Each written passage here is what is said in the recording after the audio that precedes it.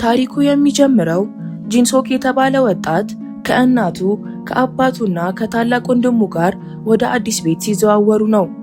ልክ አዲሱ ቤት ሲደርሱ ጂንሶክ ቤቱን ከዚህ በፊት እንደሚያውቀው አይነት ስሜት ተሰማው።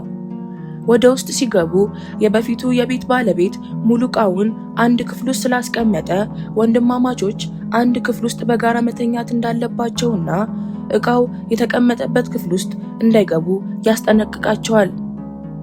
ማታ ላይ እራት እየበሉ ከዛ ክፍል ከፍተኛ ድምፅ ይሰማዋል። ቤተሰቡ ግን መብረቅ እንደሆነና ሌላ የተለየ ድምፅ እንዳልሰሙ ይነግሩታል። ወደ ክፍሉ ከገባም በኋላ ድምፁ አላቆመም። ምን እንደሆነ ለማወቅ ወስኖ ወደ በሩ ሲጠጋ ታላቅ ወንድሙ ይዘዋል። ምንም ድምፅ እንደሌለና እንዲረጋጋ ና አየር እንውሰድ ብሎ ይዞት ይወጣል።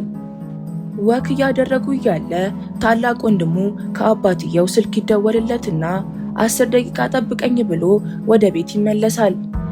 ቤቱ ግን አልደረሰም። ያልታወቁ ሰዎች መንገድ ላይ ያግቱታል። ወደ መኪናው በግድ ሲያስገቡት ጂንሶክ ያያቸዋል። ሮጦ ለመድረስ ቢሞክርም አልተሳካለትም። ነገር ግን የመኪናውን ታርጋ በቃሉ ለመያዝ ችሏል።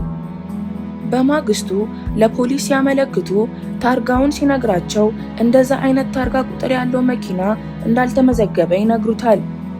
ቤተሰቡ ከአጋሾቹ ስልክ ወይም አዲስ ፍንጭ ቢጠብቁም ምንም መልስ አላገኙም። በ19ኛው ቀን ወንድምየው ምንም ሳይሆን ይመለሳል። ስለ እገታው ሲጠይቁትም ምንም እንደማያስታውስ ይነግራቸዋል። ቤተሰቦቹም ዋናው ደህና መመለሱ ነው ብለው ብዙ አላጨናነቁትም። ጂንሶክ ግን ወንድሙ ላይ ለውጦችን ማስተዋል ይጀምራል። በማታ ሁሉም ከተኙ በኋላ መውጣት፣ ቀድሞ በግራ እግሩ ያነክስ የነበረው አሁን ግን አንዳንድ ጊዜ በቀኝ እግሩ ማነከስ ጀምሯል። ያ አትክፈቱት የተባለው ክፍል ውስጥ የሚሰማው ድምፅም እየባሰ መጥቷል። ምንድነው ወንድሙ ላይ ተፈጠረው? እዛ ክፍል ውስጥስ ምንድነው ያለው?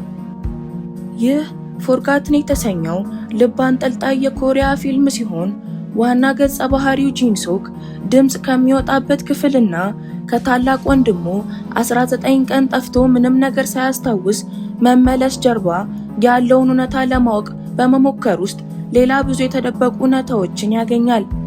እውነታው ነፃ ያወጣዋል ወይስ ሕይወቱን ሙሉ ለሙሉ ያበላሸዋል? ይህ ፊልም IMDb ላይም 7.4 ከ10 ሬቲንግ ተሰጥቶታል።